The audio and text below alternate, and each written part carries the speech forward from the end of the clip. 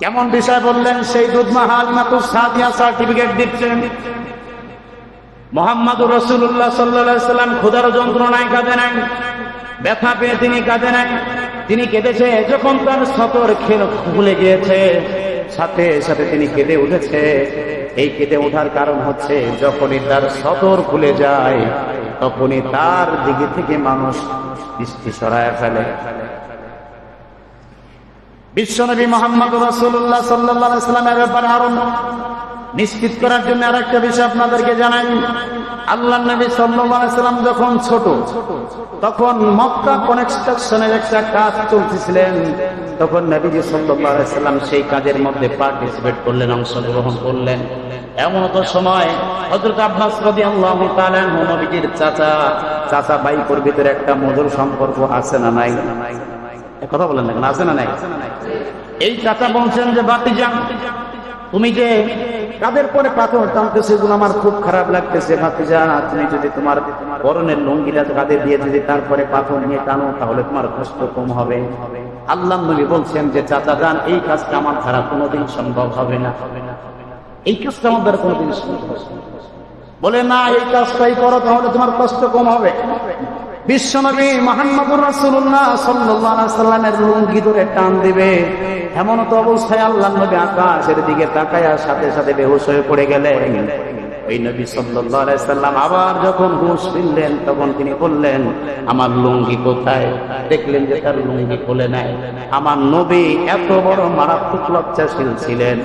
আম্মা জান আয়েশা সিদ্দিকা রাদিয়াল্লাহু তাআলা আরেক বর্ণনার মধ্যে বলেন, বিশ্বনবী মুহাম্মদুর রাসূলুল্লাহ সাল্লাল্লাহু আলাইহি সাল্লাম এতটা লজ্জাশীল ছিলেন, ঘরে থাকা কুমারী নারীর চাইতেও মারাত্মক লজ্জাশীল ব্যক্তি ছিলেন।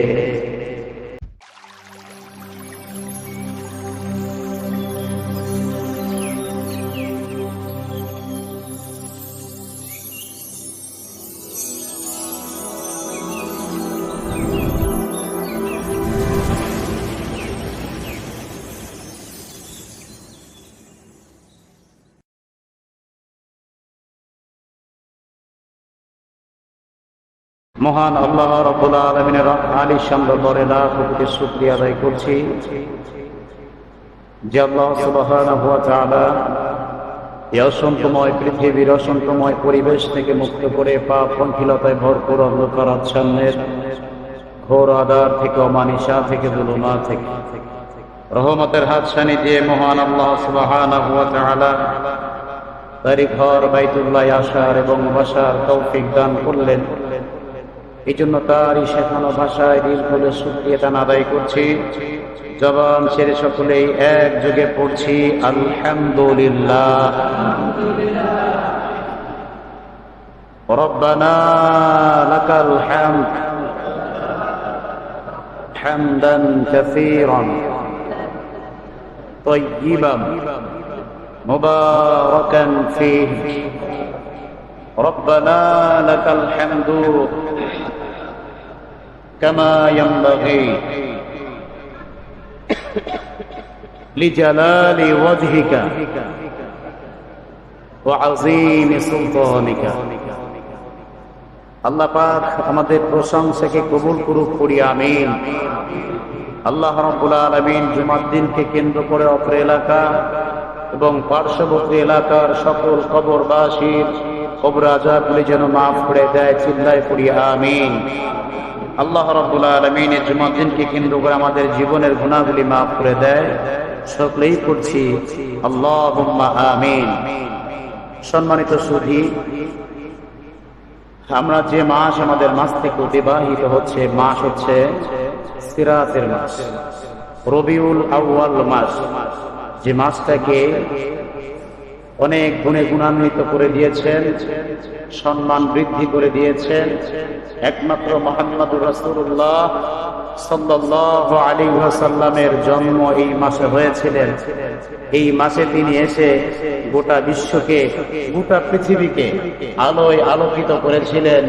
যে মহামানব, সেই মহামানব এই মাসের মধ্য দিয়ে 12ই রবিউল আউয়াল সোমবার তিনি সেই তারিখে সেইবারে জন্মগ্রহণ করেছিলেন। হাদিসের ভাষ্য মতে বোঝা যায়, আবার এই একই মাসে তিনি আল্লাহ রাব্বুল আলামিনের সান্নিধ্য গ্রহণ করে তিনি তার ওফাত সমাপ্ত হয়েছে। সম্মানিত সুধী, এই জন্য আমরা এই মাসটাকে খুব আনন্দের সাথে পালিত করে থাকি, আনন্দের সাথে এটাকে আমরা পালন করি। কারণ এই মাসে মুক্তির মানবতার কান্ডারি মুহাম্মদুর রাসূলুল্লাহ সাল্লাল্লাহু আলাইহি সাল্লাম জমিনে এসে গোটা পৃথিবীকে আলোয় আলোকিত করেছিলেন। সেই সুবাদে এই মাসটাকে আমরা অন্যতম মাস হিসেবে আমরা পরিগণিত করি এবং ভালোবাসি। কথা বলেন ঠিক কিনা? তাহলে এই যে মাস আমাদের মাস থেকে অতিবাহিত হচ্ছে, এই মাসটা যেহেতু বিশ্ব নবী সাল্লাল্লাহু আলাইহি সাল্লাম এসেছেন, আমরা এই মাসের মধ্য দিয়ে নবীজির সিরাত আমরা জানবো, নবীজির বায়োগ্রাফি, নবীজির জীবনী, নবীজির আদর্শ, এগুলি আমরা শুনবো এবং এই আদর্শ মত অনুসারে আমরা আমাদের জীবন বাস্তবায়ন করব ইনশাআল্লাহ। আজকের জুমা হচ্ছে সিরাতের জুমা, নবীজির জীবনী, নবীজির আদর্শ, নবীজির বায়োগ্রাফি। পৃথিবীর যে কোনো ধর্মের, যে কোনো বর্ণের, যে কোনো দেশের, যে কোনো মানুষ,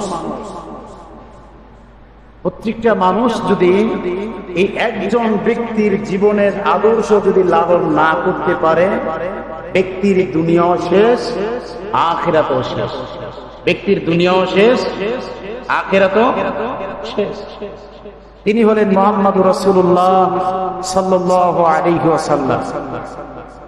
এনার জীবনে প্রত্যেকটা মানুষকে অনুধাবন করতে হবে, জীবন লালন করতে হবে।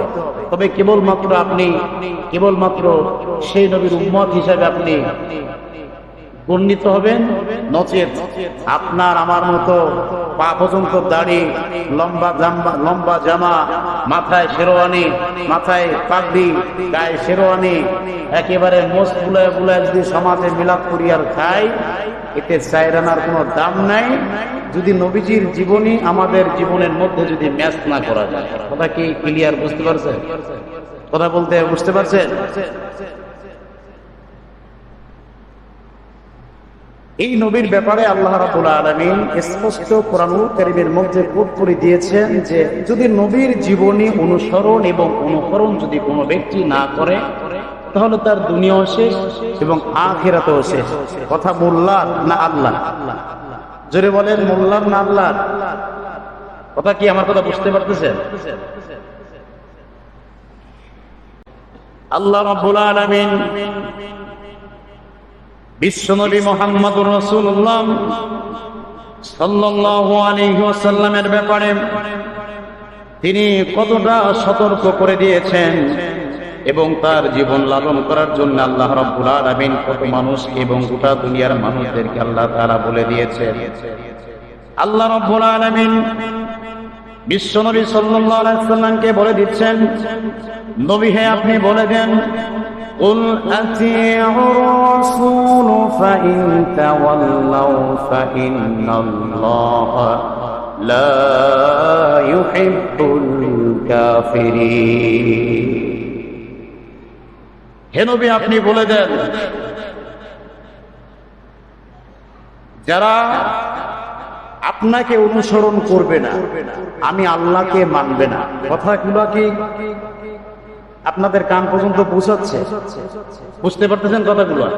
আমি কোরআন থেকে বলছি, কিচ্ছা কাহিনী বলার এখন টাইম নাই, কারণ আমরা এই মাসের মধ্য দিয়ে যেহেতু অলরেডি অর্ধেক হয়ে গেছে, ইনশাআল্লাহ 15 দিনের ভিতর দিয়ে আমরা নবীজি সাল্লাল্লাহু আলাইহি সাল্লামের চারিত্রিক গুণাবলীর মধ্য দিয়ে 10টা গুণাবলী আমরা এই বছর আলোচনা করব। ইনশাআল্লাহ পড়েন, ইনশাআল্লাহ পড়েন। খালি শুনবেন তা না, এটা আমল করতে হবে, নিজের জীবনে সেটেল করতে হবে। এই জন্য আল্লাহ রাব্বুল আলামিন বলছেন, কুল আতিউর রাসূল ফাইন তাওয়াল্লাউ ফাইন্নাল্লাহা লা ইউহিব্বুল কাফিরিন। নবী হে আপনি বলে দেন, যারা আপনাকে অনুসরণ করবে না, আপনার আনুগত্য করবে না, আর আমি আল্লাহকে আনুগত্য করবে না, আমি আল্লাহকে মানবে না, এই জন্য তারা দুর্ভোগ পোহাতে হবে। এই কথা আপনি তাদেরকে বলে দেন। আবার এই কথা বলে দেওয়ার পরে যারা মুখ ফিরায় নিয়ে আসবে তাদেরকে আপনি বলে দেন, ফাইন্নাল্লাহা লা ইউহিব্বুল কাফিরিন। কাফেরদেরকে আল্লাহ রাব্বুল আলামিন ভালোবাসেন না, পছন্দ করেন না। কথা কি আয়াতের ব্যাপারটা বুঝলেন? হে নবী, আপনি বলে দেন যারা আপনার অনুসরণ করবে না আর আল্লাহকে মানবে না, এই কথা আপনি দাওয়াত দিয়ে দেন। আর এগুলো যদি কোনো উম্মত এবং কোনো বান্দা যদি না মানে, ফাইন্নাল্লাহা লা ইউহিব্বুল কাফিরিন, আমি আল্লাহ রাব্বুল আলামিন কাফেরদেরকে ভালোবাসি না, কাফেরদেরকে পছন্দ করি না। কথা আমার বললাম না আল্লাহর বললাম? কথা বুঝিয়ে না, আমি আমার নিজের কথা বললাম না আল্লাহর কথা বললাম? এখানে একটা শিক্ষা নেন, যদি কোনো ব্যক্তি আল্লাহ আর রাসূলকে যদি না মানে, নিজের মন গড়া মতবাদ যদি প্রচেষ্টা এবং বাস্তবায়ন করার প্রচেষ্টা চালায়, কেবলমাত্র সেই ব্যক্তি কাফের বলে আল্লাহর কাছে গণ্যিত হয়ে যায়। কি হবে? জোরে বলেন, কি হবে? তাহলে বোঝা গেল আল্লাহ আর রাসূলের মতের বাইরে আমাদের কোনো কাজ করার ক্ষমতা নাই, ক্ষমতা। এরপরে আল্লাহ রাব্বুল আলামিন বলছেন, যাদেরকে আপনি বলে দেবেন এই কথাগুলো, যারা মুখ ফিরায় নেবে আমি তাদেরকে ভালোবাসবো না। আল্লাহ রাব্বুল আলামিনের পরের আয়াতে আল্লাহ তাআলা বলছেন, কুল ইন কুনতুম তুহিব্বুনাল্লাহ ফাত্তাবিউনি ইউহিব্বুকুমুল্লাহ ওয়া ইয়াগফির লাকুম যুনুবাকুম আল্লাহু গফুরুর রহিম।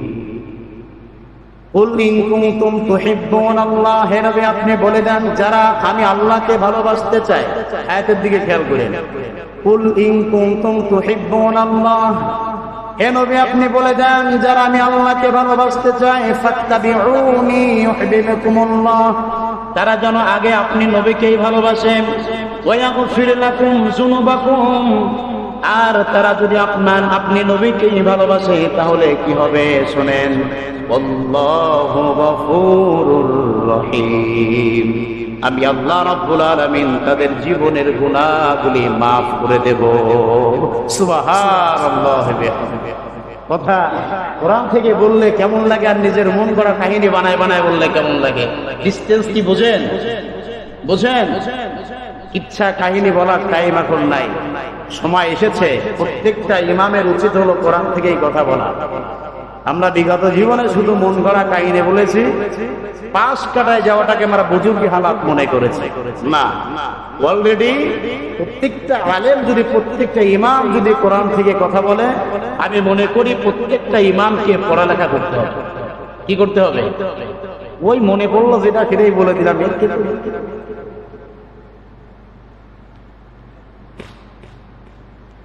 মনে যেটা চাচ্ছে এটাই বলে দিলাম, আর তো কেউ শুনুক শুনুক না শুনে না শুনুক সেটা তো আমার দেখার বিষয়।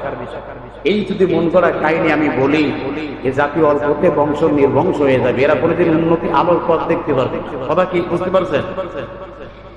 এরপরে আসেন বিশ্বনবী সাল্লাল্লাহু আলাইহি সাল্লামকে কথা বলে দিলেন, তোমরা যদি আল্লাহকে ভালোবাসতে চাও তাহলে আমার নবীকেই আগে ভালোবাসো। ফাত্তাবিউনি ইউহিব্বুকুমুল্লাহ ওয়া ইয়াগফির লাকুম যুনুবাকুম, আর যদি তোমরা নবীকে ভালোবাসতে পারো, নবীর জীবনী আদর্শ যদি তোমাদের জীবনে সেট করতে পারো, ওয়া ইয়াগফির লাকুম যুনুবাকুম আল্লাহু গফুরুর রহিম, আমি আল্লাহ রাব্বুল আলামিন তোমাদের জীবনের গুনাহগুলি maaf করে দেব। সুবহানাল্লাহ। এরপরে আল্লাহ রাব্বুল আলামিন সূরা হুজুরাতের 22-21 নম্বর আয়াতের মধ্যে আল্লাহ তাআলা বলেন, আল্লাহ রাব্বুল আলামিন বলেন,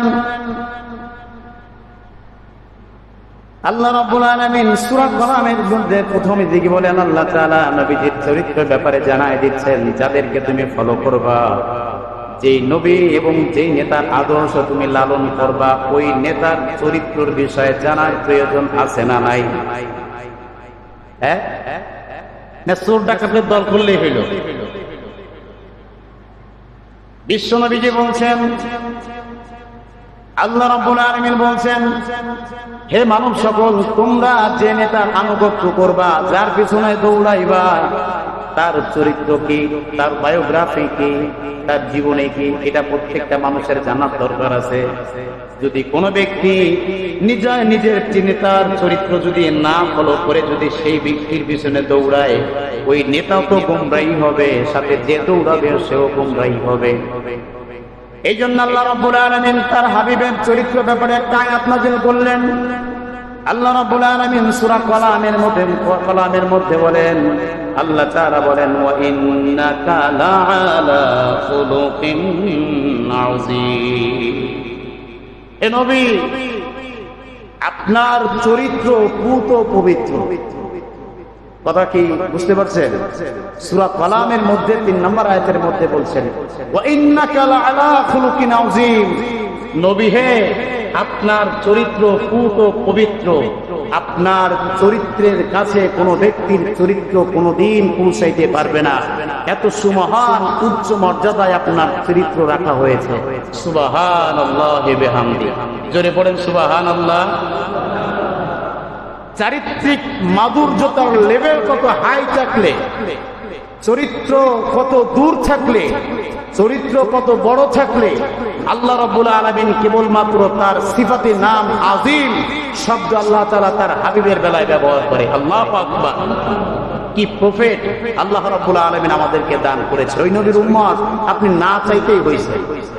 সুবহানাল্লাহ। আলহামদুলিল্লাহ। আযীম শব্দের অর্থ হলো পবিত্র। এই শব্দটা কোন নবীর বেলায় আল্লাহ তাআলা ব্যবহার করে নাই, যেটা আল্লাহর নবীর বেলায় ব্যবহার করেছে। আপনার চরিত্র সুমহান পবিত্র, আপনার চরিত্রের কাছে কোনো ব্যক্তির চরিত্র পৌঁছাতে পারবে না। সুতরাং আপনাকে যারা ফলো করবে তাদের চরিত্র ঠিক এরকম হয়ে যাবে। আল্লাহু আকবার বলেন। তো ওই নেতার চামচামি করবেন না, কোন চোর ছাত্রার চামচামি করবেন আপনি? কোন চোর ছাত্রার চামচামি করবেন আপনি? যে চোর ছাত্রার চামচামি করে আপনার দুনিয়াও শেষ, আখিরাতও বরবাদ হয়ে যাবে, আপনি জাহান্নামের ভিতর চলে যাবেন। সুযোগ আছে, সময় আছে, বয়স আছে, জোর আছে, ক্ষমতা আছে, বিবেক আছে। বিবেক খাটায় দেখেন যে আমি কার পিছনে ছুটতেছি, কি মতবাদের পিছনে আমি ছুটতেছি। এই মতবাদকে আমার সুপথ দিবে? এই পথ, এই দল, এই নেতা আমাকে কি জান্নাতে যাওয়ার জন্য সুপারিশ করবে? যদি না করে, আজ থেকে এই পথ, এই দল, এই নেতাকে বয়কট করতে হবে। কথা কি বুঝতে পারছেন? যদি আমাকে জান্নাতের যদি সুপারিশ করার ক্ষমতা যদি তার না থাকে, যদি আমাকে ভালো বানাতে ক্ষমতা যদি তার না থাকে, আমাকে যদি নামাজি না বানাতে ক্ষমতা যদি না থাকে, তাহলে ওর শরীরের চরিত্র আমার লালন করে দরকার।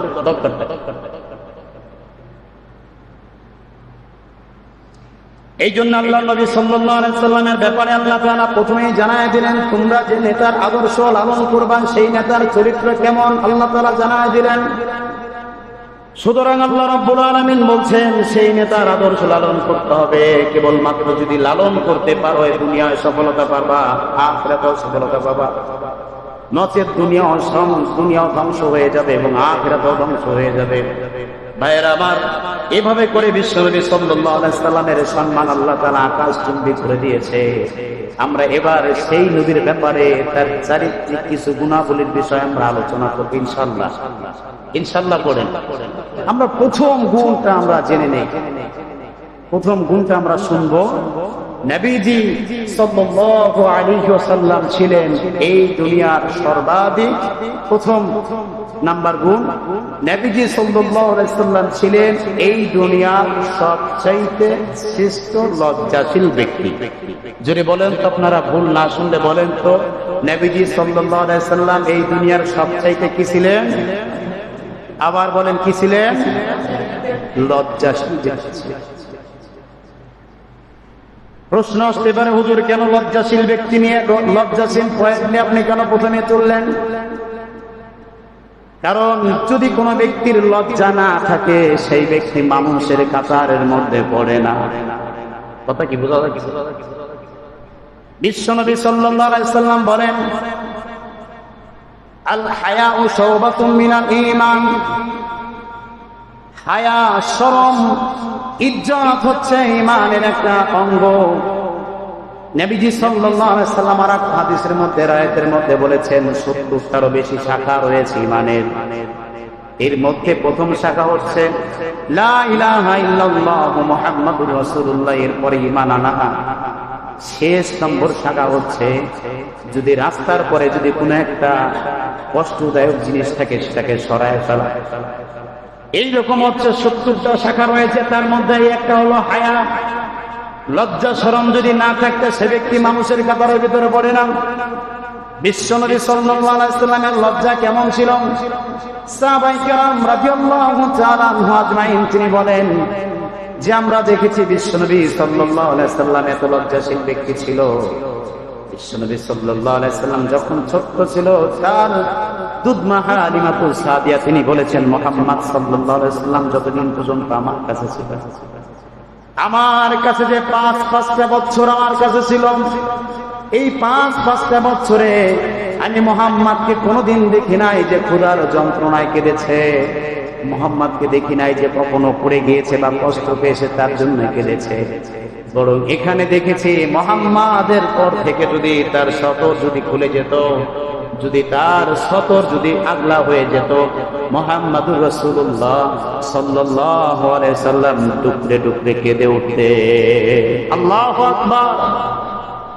কেমন বিষয় বললেন? সেই দুধমা হালিমাতুস সাদিয়া সার্টিফিকেট দিচ্ছেন মুহাম্মাদুর রাসূলুল্লাহ সাল্লাল্লাহু আলাইহি সাল্লাম ক্ষুধার যন্ত্রণায় কাঁদে নাই, ব্যথা পেয়ে তিনি কাঁদে নাই, তিনি কেঁদেছে যখন তার সতর খুলে গিয়েছে, সাথে সাথে তিনি কেঁদে উঠেছে। এই কেঁদে ওঠার কারণ হচ্ছে যখনই তার সতর খুলে যায় তখনই তার দিকে থেকে মানুষ দৃষ্টি সরায় ফেলে। বিশ্বনবী মুহাম্মদ রাসূলুল্লাহ সাল্লাল্লাহু আলাইহি ওয়াসাল্লামের ব্যাপারে আরো নিশ্চিত করার জন্য আরেকটা বিষয় আপনাদেরকে জানাই। আল্লাহর নবী সাল্লাল্লাহু আলাইহি ওয়াসাল্লাম যখন ছোট, তখন মক্কা কনস্ট্রাকশনের একটা কাজ চলতেছিলেন। তখন নবীজি সাল্লাল্লাহু আলাইহি ওয়াসাল্লাম সেই কাজের মধ্যে পার্টিসিপেট করলেন, অংশগ্রহণ করলেন। এমন তো সময় হযরত আব্বাস রাদিয়াল্লাহু তাআলা আনহু নবীজির চাচা ভাইপোর ভিতরে একটা মধুর সম্পর্ক আছে না নাই? কথা বলেন না, আছে না নাই? এই চাচা বলছেন যে ভাতিজা, তুমি যে কাদের পরে পাথর টানতেছে এগুলো আমার খুব খারাপ লাগতেছে। ভাতিজা, তুমি যদি তোমার পরনের লুঙ্গিটা কাঁধে দিয়ে যদি তারপরে পাথর নিয়ে টানো তাহলে তোমার কষ্ট কম হবে। আল্লাহর নবী বলছেন যে চাচা যান, এই কাজটা আমার দ্বারা কোনোদিন সম্ভব হবে না, এই কাজটা আমার দ্বারা কোনোদিন সম্ভব হবে না। বলে না, এই কাজটাই করো তাহলে তোমার কষ্ট কম হবে। বিশ্বনবী মুহাম্মদুর রাসূলুল্লাহ সাল্লাল্লাহু আলাইহি ওয়াসাল্লামের লুঙ্গি ধরে টান দিবে, এমন তো অবস্থায় আল্লাহর নবী আকাশের দিকে তাকায়া সাথে সাথে বেহুশ হয়ে পড়ে গেলেন। ওই নবী সাল্লাল্লাহু আলাইহি ওয়াসাল্লাম আবার যখন হুঁশ ফিরলেন তখন তিনি বললেন, আমার লুঙ্গি কোথায়? দেখলেন যে তার লুঙ্গি খুলে নাই। আমার নবী এত বড় মারাত্মক লজ্জাশীল ছিলেন। আম্মা জান আয়েশা সিদ্দিকা রাদিয়াল্লাহু তাআলা আরেক বর্ণনার মধ্যে বলেন, বিশ্বনবী মুহাম্মদ রাসূলুল্লাহ সাল্লাল্লাহু আলাইহি ওয়াসাল্লাম এতটা লজ্জাশীল ছিলেন, এতটা লজ্জাশীল ছিলেন, ঘরে থাকা কুমারী নারীর চাইতেও মারাত্মক লজ্জাশীল ব্যক্তি ছিলেন। আর আমাগো বয়স 70-এর প্লাস, মাল কাঁচা দিয়ে ডরেছিলেন। আছে না নাই? আছে না নাই? ওরে সর্বনাশ, কিরা আসবে আয় মাল কাঁচা দিছে। সতর আপনার ঢাকা থাকে না, আপনি তো জানেনই না সতর করে। খালি শরীর একটা বানাইছেন, খাইছেন আর বইছেন, খালি শরীর বানাইছেন। সতর কি অনেক মুসলমানের ইন্টারভিউ নিলেও জানবেন সতর কোন পর্যন্ত, কেউ অনেক পাবলিকই জানে। আবার তারা আসছে মিলাদুন্নবী পালন করার জন্য।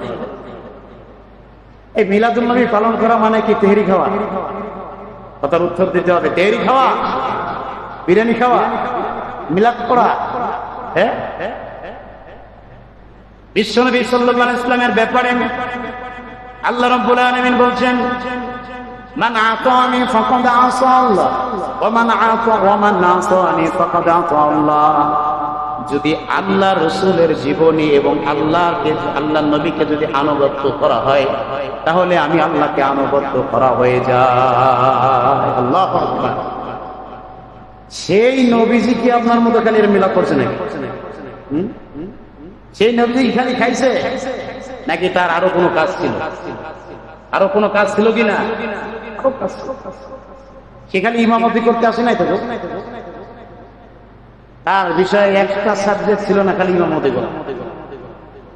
ইমামতি করার জন্য শুধু সে আসেনি, তার উপরে অনেক দায়িত্ব চাপায় দিয়েছেন এবং সেই দায়িত্বগুলো তিনি কখনো ভাবে আদায় করেছেন। আল্লাহু আকবার বলেন। আমাদের তো লজ্জা শরম একেবারে উঠেই গেছে, লজ্জা শরম নেই, লজ্জা শরম নাই, মুখে দাঁড়িয়ে আছেন, 5 ওয়াক্ত নামাজও পড়ে, কথায় কথায় গালি দেয়। এমন মানুষ বাগেরহাটের মধ্যে থাকলে অন্তত আমাদের এই মহল্লার মধ্যে কোনো মানুষ নাই। হ্যাঁ, কথা বলেন, আছে না নাই? কথায় কথায় গালি দেয়, কথায় কথায় বলে মুখের বাচ্চা তমুক, আছে না নাই? এটা হলো মুনাফিকের আলামত। বিশ্বনবী সাল্লাল্লাহু আলাইহি ওয়াসাল্লাম হাদিসের মধ্যে বলেছেন মুনাফিকের আলামত হচ্ছে 3টা। এর মধ্যে হলো মুনাফিকের অন্যতম বৈশিষ্ট্যের মধ্যে আরেকটা বৈশিষ্ট্য হলো সে কথায় কথায় শুধু গালি দেয়। দেখবেন যে খুব সুন্দর নামাজি, চেহারা ছবিও ভালো, ইসলামের পরে তার খুব অবদান হয়েছে, কিন্তু খালি গালি দেখলি গায় ওই। এরপরে মুনাফিকের আলামতের আরেকটা হলো আমানতের মাল খেয়ানত করে। আমানতের মাল খেয়ানত মানে কি? শুধু টাকা রাখলেন, সেই টাকাটাই খেয়ানত করে ফেললেন, এটা না। আল্লাহর নবী সাল্লাল্লাহু আলাইহি সাল্লাম বলেছেন যারা আমানতের মাল খেয়ানত করবে তারা জাহান্নামের মধ্যে যাবে। আবার এই মুনাফিকের বিশ্লেষণ দেওয়ার আগে আমি আপনাদেরকে একটা কথা বলে দেই, সেটা হলো মুনাফিকের আলামত হচ্ছে 2টা। এই 2টা আলামত যার মধ্যে দেখবেন, এর মধ্যে দেখবেন মুনাফিকের আলামত 2টা, তার মধ্যে এই 2টা যার ভিতর বিরাজমান দেখবেন, মনে করবেন যে কিয়ামত খুব কাছেই চলে আসছে। এর মধ্যে হচ্ছে 1 নাম্বার, কথায় কথায় তিনি মিথ্যা বলেন আর আমানতের মাল খেয়ানত করে। তার কাছে যে আমানত দেওয়া হয়েছে সেই আমানতের মালটা তিনি খেয়ানত করে ফেললেন। টাকা পয়সা যা কিছু দিয়েছে সেগুলো খেয়ানত করলো। আপনার কাছে অবাকগ্রস্ত হয়ে বাড়ির দলিল নিয়ে আপনার দ্বারস্থ হয়েছে, ভাই যান 50,000 টাকা দেন, দলিলটা আপনার কাছে রাখেন, আমি খুব বিপদগ্রস্ত হয়েছি, টাকা যেদিন পাবো সেদিন আপনাকে এই দলিল নিয়ে যাব, আপনার কাছ থেকে দলিল নিয়ে যাব, টাকা ফিরিয়ে দেব। যখন ক্ষমতা চেঞ্জ হয়ে গেছে, দেখেছে সে দলিলও নাই, নেতাও নাই, আমানতকারীও নাই। আছে না নাই? আছে না নাই? টাকা নিয়ে গেছে কিছু দলিল, তুমি তোমার লেট হয়ে গেছে। এমন ডাকাত আছে না নাই? কথা বলেন না কেন? আছে না নাই? এটা গ্রামগঞ্জের মানুষের মধ্যে বিদ্যমান। দলিল দিয়েছে, আপনার কাছে বিপদে পড়েছে, আমানত রেখেছে, এই আমানতটা আপনি খেয়ানত করেছেন। কিয়ামতের মাঠে আপনাকে আল্লাহ রাব্বুল আলামিনের দরবারে দাঁড়ায় দাঁড়ায় সমস্ত মানুষের সামনে আপনার জবাব দেওয়া হবে। আপনি আমানতের মালগুলো খেয়াল করেছেন। আমানতের বিষয় আরেকটা হচ্ছে চেয়ার। চেয়ার হচ্ছে আরেকটা আমানত। বিশ্বনবী সাল্লাল্লাহু আলাইহি ওয়াসাল্লাম বলেন চেয়ার জিনিসটা এমন একটা আমানত, ক্ষমতা এমন একটা আমানত, এই ক্ষমতা পেয়ে চেয়ার পেয়ে আপনি যা ইচ্ছা তাই করতে পারবেন না। এই যে মেম্বার দেখেন, এই মেম্বার একটা আমানত, এখানে বসে যা ইচ্ছা তাই বলার অধিকার আমার নাই, আমার কিছু দিয়ে কেটে দেবে, ভয় আমার আছে, এ ভয় আমার আছে। আপনি যে চেয়ার পেয়েছেন, এই চেয়ারের মধ্যে আপনি যে পদ পেয়েছেন, এই পদের কি দায়িত্ব? পদের দায়িত্ব যদি আপনি মেইনটেইন না করলেন তাহলে আমানতের মাল খেয়ানত করলেন। এ ব্যাপারে আল্লাহ রাব্বুল আলামিন আপনাকে জবাব দিয়ে তার কাঠ গড়ায় দাঁড় করাবে। খালি আপনি নামাজ পড়লে তো পার পাবেন না বাবা, খালি মিলাদুন নবী পালন করলে তো আপনি পার পাবেন না। নবী কি করেছে? বিশ্বনবী সাল্লাল্লাহু আলাইহি ওয়াসাল্লাম মক্কা মধ্যে এত আন্তরিকতা, এত ভালোবাসা, এত বিশ্বাস তিনি হয়েছেন, তিনি আলামিন উপাধি পেয়েছেন, সত্যবাদী উপাধি পেয়েছেন। তিনি মানুষের আমানতের মাল কোনো খেয়ানত করে না, বরং মজবুত রেখেছেন। রাতের আধারে এই মক্কার মানুষগুলা তাকে মক্কা থেকে বের করে দিতে বাধ্য হয়েছে। রাতের আধারে আলী রাদিয়াল্লাহু তাআলা আনহুকে বলছেন, আলী রে, যেই মানুষদেরকে আমি এত ভালোবেসেছি, এত পছন্দ করতাম, এত আগলায় রাখতাম, সেই মানুষগুলো আমাকে বের করে দিয়েছে। শোনো আলী, আমি তো রাতে রাতে বের হয়ে যাচ্ছি, তুমি আমার এই বিছানার পরে খাতা মুড়ি দিয়ে ঘুমায় থাকো, কম্বল মুড়ি দিয়ে ঘুমায় থাকো। আর একটা জিনিস তোমার কাছে দিয়ে যাচ্ছি, এই ভাইয়েরা আমার কাছে কিছু কিছু আমানত দিয়েছিল রে আলী, এই আমানতের মালগুলা তুমি পঙ্খানো ভাবে আদায় করো। সুবহানাল্লাহ, কি চরিত্র দেখছেন। আবার আমার দেশের নেতা দেখবেন, যে দেখতেছেন দেশের অবস্থা খারাপ, সব কিছু আগে পাঠায় তারপর গেছে, আছে না নাই? যেই দেখতেছে চেয়ার নড়বড় হয়ে গেছে, এবার চলো আগে পাচার করো, সব কিছু পাচার করলেন, তারপরে আপনি দেশ ছাড়লেন। আপনার কি বিবেকে বাঁধলো না? যাদেরকে আপনি ঋণগ্রস্ত দিয়ে এখানে আপনার মাথা পিছু 1.5 লক্ষ টাকা বাধা দিয়ে আপনি পলায় চলে গেলেন, আপনার কি একটু কলজা কাঁপলো না? আপনার কিয়ামতের দিন দাঁড় হতে হবে সবার সামনে, কলজা কাঁপলো না? এটা কত সোজা। চাটার নাম কি নেতারে? খেদমত করার নাম হচ্ছে নেতা। বিশ্বনবী সাল্লাল্লাহু আলাইহি ওয়াসাল্লাম রাতের আধারে চলে গেলেন। হযরত আলী রাদিয়াল্লাহু তাআলা আনহু তিনি দায়িত্ব দিয়েছেন আমানতের মালগুলা, সাথে সাথে যে মানুষগুলা খেদায় দিচ্ছে তাকে সেই মানুষের আমানতের মালগুলা নবীজি সাল্লাল্লাহু আলাইহি ওয়াসাল্লাম আলীর কাছে বুঝায় দিয়েছেন। আলী রাদিয়াল্লাহু তাআলা আনহু সেগুলা প্রত্যেকটা মানুষের মাঝে সুন্দরভাবে বন্টন করে দিয়েছে। কি আমানত! আল্লাহ নবী তো পারলে পারতেন যে সে আমানত গুলা নিয়ে চলে দিই, তোরা মানে থাকতে দিস না, এগুলো রাখতো তোর জন্য। পারতেন কিনা? কথা বলেন না কেন? পারতেন কিনা? কই, সে তো করেন।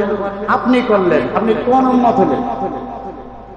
আপনি উম্মত না, আপনি উন্মাদ, আপনি পাগল, আপনি মেন্টেল। আপনি পদ পেয়েছেন, এই পদের কোন আমানত আপনি রাখলেন না। এই ব্যাপারে আল্লাহর কাছে জবাব আপনাকে অবশ্যই দিতে হবে। এই জন্য যে যে পদ পান না কেন ওই পদের দায়িত্ব পালন করেন, নাহলে জনগণ আপনাকে ঘাড় ধাক্কা দিয়ে বের করে দেবে। থাকতে পারবেন? কোনদিন থাকতে পারবেন না। এরপর হচ্ছে কথায় কথায় মিথ্যা কথা বলেন। এই মিথ্যা কথা বলার মানুষ আমাদের সমাজে অ্যাভেলেবেল ঘুরে ঘুরে। আমরা গতকালকে একটা হাদিস পড়েছি না, তার আগে একটা হাদিস পড়েছি। বিশ্বনবী সাল্লাল্লাহু আলাইহি ওয়াসাল্লাম বলেছেন, যেই ব্যক্তি চুগলখড়ি করে, মিথ্যা কথা বলে, মানুষের মধ্যে সম্পর্ক হয়, সেই সম্পর্কগুলোর মধ্যে ফাটল লাগায়, এমন এক শ্রেণী মানুষ আছে না নাই? কথা বলেন না, এখন আছে না নাই? উড়ে বাটপার, খালি মানুষের সামনে কথাগুলো বল, থাপড়ায় এমন সময় আসছে, থাপড়ায় তোর 32টা দাঁত ফেলাই দেবে, এমন সময় আসছে। মানুষের সামনে, মানুষের আড়ালে এবং গোপনে কোন জায়গায় দোষ কথা বলার কোন সুযোগ আপনার নাই। সূরা হুমাযা আপনি পড়েন না? মানুষের সামনে এবং পিছনে কোন ক্ষেত্রে কোন মানুষের বদনাম বলার মতো অধিকার আল্লাহ তাআলা আপনাকে দেয় না, কোরআনে বলেছে। আর আপনি এক কাপ চা খাওয়ার জন্য, আপনি একটু বিস্কুট খাওয়ার জন্য, তার সাথে সঙ্গ দেওয়ার জন্য সব জায়গায় আপনি আল দিয়ে বেড়াচ্ছেন। বিষয়টা কি বুঝান? এগুলা ভালো হন, ভালো কাজ করেন। যে কাজ করলে আপনাকে মরার সাথে সাথে মানুষের মন থেকে বদদোয়া চলে যাবে না, মানুষের মন থেকে দোয়া চলে যাবে। আর এমন কোন কাজ করেন না যে কাজ করলে মানুষ আপনার মৃত্যুতে খুশি হয় এবং আলহামদুলিল্লাহ বলে।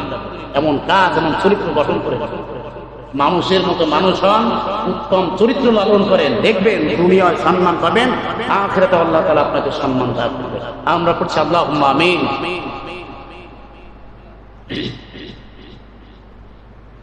এরপরে বিশ্বনবী সাল্লাল্লাহু আলাইহি সাল্লাম বলেছেন যে মিথ্যা কথা বলা যাবে না, মানুষের ভিতরে চুগলখড়ি করা যাবে না, সম্পর্ক নষ্ট করো না। যদি দেখছো সম্পর্ক নষ্ট হয়েছে, বরং আরো সম্পর্ক জোড়ানোর চেষ্টা করো। আমরা পড়ি ইনশাআল্লাহ, পড়ি ইনশাআল্লাহ। আলী উম্মত দাবি করবেন, সেই নবীর কাজ করবেন না। আমার আল্লাহই বলেছে নবীর আদর্শ লালন করতে গেলে তাকে ফলো করতে হবে। আমার নবীকে আপনার মতো চুগলখড়ি করছে? কথা বলেন না কেন? চুগলখড়ি করছে? আমার নবী কি গীবত করছে? মানুষের সম্পর্কে ফাটল লাগাইছে? বরং 500-600 বছর যাবত যে সম্পর্ক বিচ্ছিন্ন ছিল, আল্লাহ নবী সাল্লাল্লাহু আলাইহি সাল্লাম গোটা অল্প সময়ের মধ্যে সেই 500-700 বছরের সম্পর্কটা, বিচ্ছিন্ন সম্পর্ক, দূষিত সম্পর্ককে একেবারে মধুর সম্পর্ক করে বিশ্বনবী মুহাম্মদ রাসূলুল্লাহ সাল্লাল্লাহু আলাইহি সাল্লাম জোড়া লাগিয়ে আলো রং সৃষ্টি করে স্বর্ণাক্ষরে তার নামটাকে লিখে দিয়ে গিয়েছে। আর আপনি সেই নবীর উম্মত দাবি করবেন আর খালি জিলাপি খাবেন আর বিরিয়ানি খাবেন।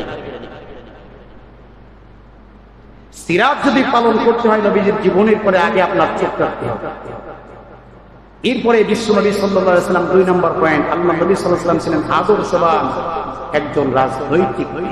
কি ছিলেন? যদি বলেন কি ছিলেন? ও রাজনৈতিক আমরা কেউ করি না, রাজনীতি আমরা কেউ করি? আল্লাহ নবী সাল্লাল্লাহু আলাইহি সাল্লাম রাজনীতি করেছেন, এর মধ্য দিয়ে